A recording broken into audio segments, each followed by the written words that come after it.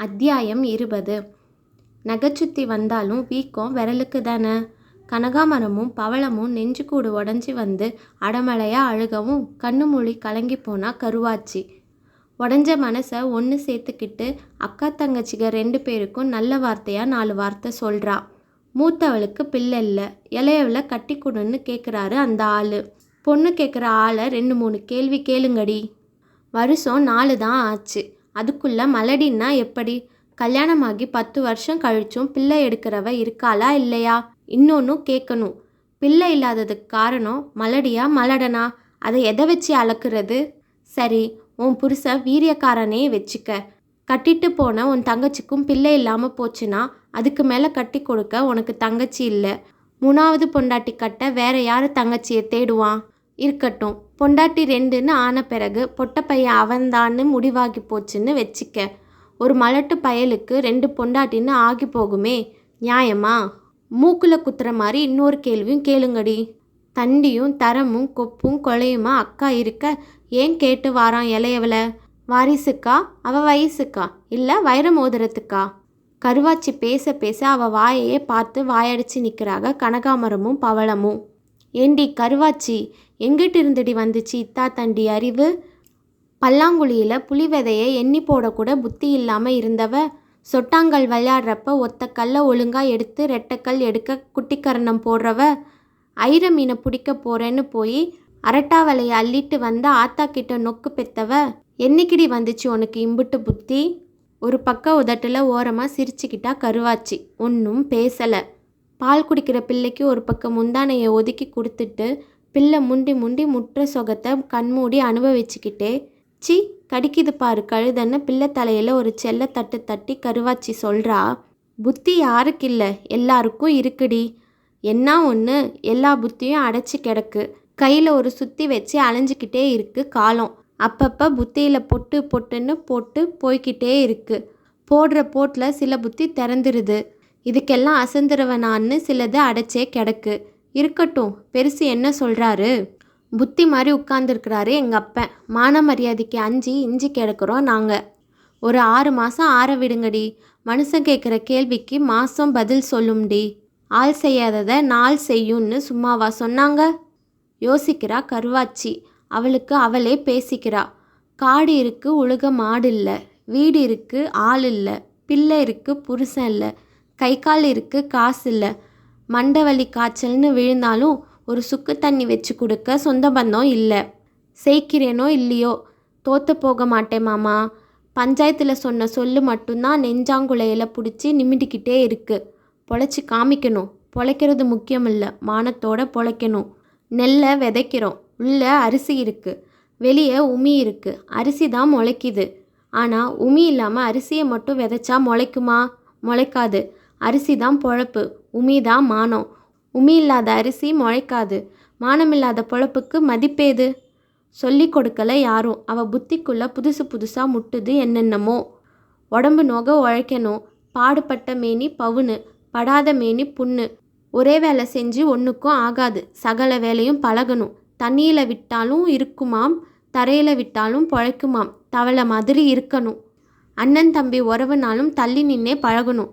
சொல்லவும் சொல்லுதா இல்லையா? மொத்தம் பழகுனா பித்தளையும் பீனாரும். என் வாய் உண்டது வகுறு கொண்டது போக மிச்சத்தை கஞ்சி இல்லாமல் கிடக்கிற உசுறுகளுக்கும், கை கால் விளங்காத கிழடு கட்டைகளுக்கும், ஆடு மாட்டுக்கும், காக்கா குருவிக்கும் கொடுக்கணும். அள்ளி கொடுக்கலேனாலும் கிள்ளி கொடுக்கணும். பிள்ளை பெத்த மேனி, ஆம்பளை சுகம் என்னன்னு அறிஞ்ச உடம்பு. மூடி மூடி வச்சாலும் உள்ளுக்குள்ளே என்னமோ முணுமுணுங்கிற பருவம்.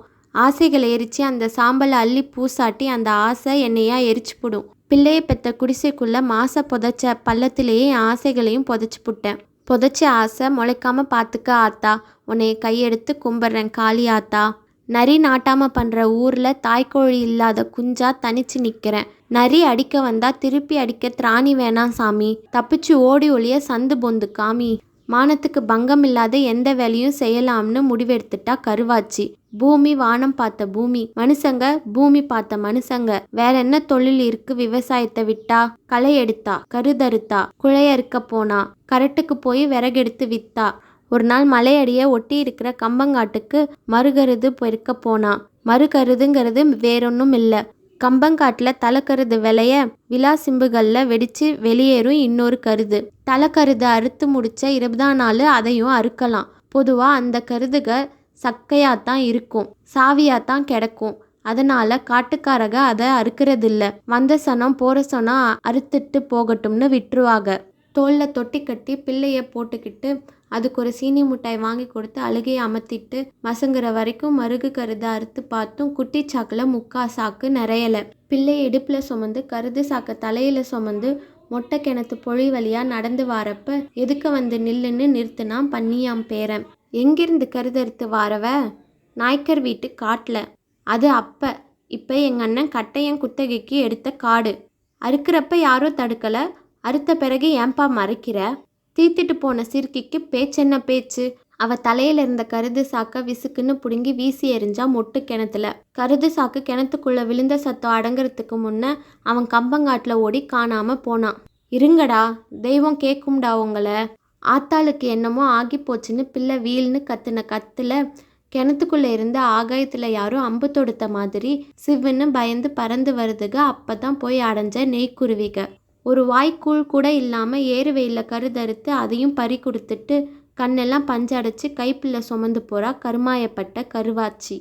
கொன்னவாயனை நினச்சாதான் கும்பி எரிஞ்சு போகுது கருவாச்சிக்கு. யார் பெத்த புள்ளையோ கஞ்சி இல்லாத வீட்டுக்கு நீ தாண்டா ராசான்னு ஈசைவன் தலையில் எழுதிருச்சோ. கட்ட வேகிற காலம் வரைக்கும் காலடி நிலையிலே கிடக்க போகிற ஒரே சொந்தம் இந்த கிறுக்கு பயலாத்தான் இருப்பான் போலிருக்கு. தான் கொலப்பட்னியாக கிடந்தாலும் அவன் கும்பாவை பழைய கஞ்சி ஊற்றியாச்சும் நிரப்பி விட்டுறணும். இப்படியெல்லாம் நினச்சி கிடந்தவன் நெஞ்சிலையும் நெருப்பு விழுகுது லேசு லேசா. அவன் முன்ன மாதிரி இல்லை, விடிஞ்சும் உறங்குறான். வெறிச்சி விட்டம் பார்க்குறான். கூடையில் அள்ள வேண்டிய சாணியை சட்டியில் அள்ளுறான். அழகு சிங்கத்தை திண்ணையில் விட்டுட்டு தெருவுக்கு ஓடி போகிறான். ஒன்றும் பிடிப்படலை அவன் போகிற போக்கு.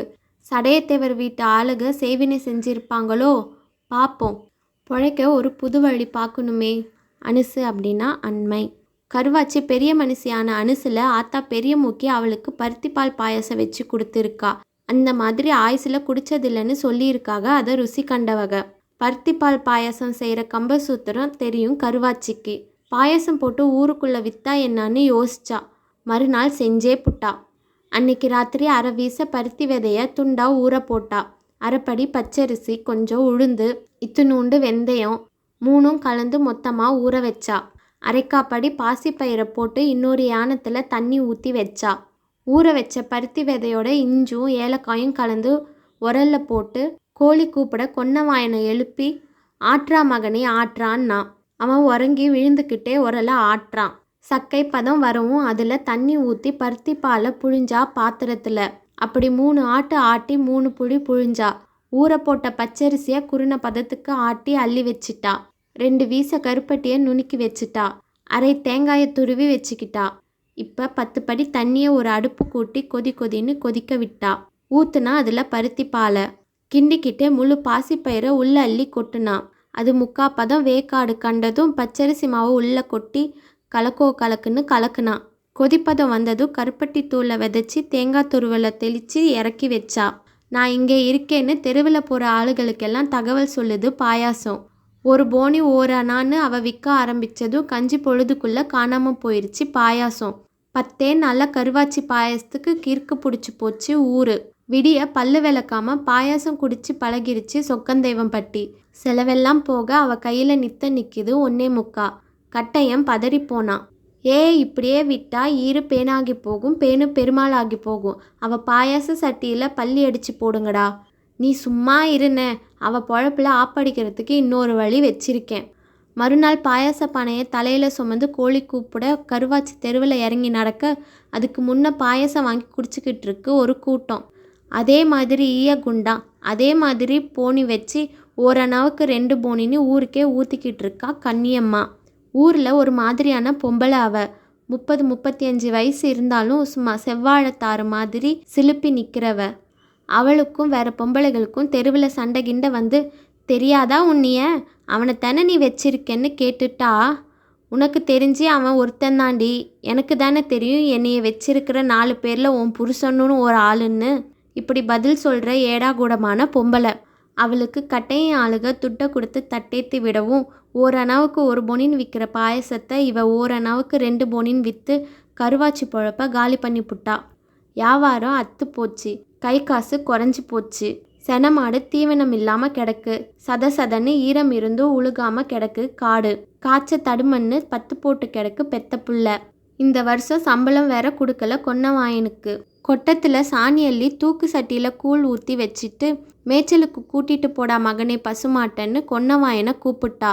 அவன் சாட்டை கம்பை திண்ணையில் போட்டுட்டு உடஞ்ச உடம்பு வளைஞ்சி நின்று சொல்கிறான், சி சி சின்னாத்தா, நான் ஊரில் போய் கல்யாணம் பண்ணி குடும்பம் நடத்த போகிறேன். சம்பளத்தை கொடுத்துட்டா நான் வேலையை விட்டு நின்றுக்கிறேன். அவன்கிட்ட எதிர்பார்க்கல அவன் அந்த வார்த்தையை. காதுக்குள்ளே பாஞ்ச முள்ளு கண்ணுக்குள்ளே எட்டி பார்க்குற மாதிரி அவள் கண்ணை விட்டு தவிரிச்சு தண்ணீர் துளி 2.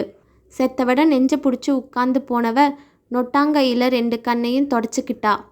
போடா ஏலே போடா, எல்லாம் அந்து போய் என் இத்த வேருக்கு கீழே ஒட்டிக்கிட்டு இருந்த ஒத்த வேரும் நீயும் அத்துக்கிட்டு போறியா?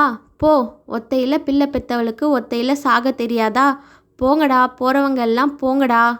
அழுக நிற்கலை பாவம் அழுக பிறந்தவளுக்கு.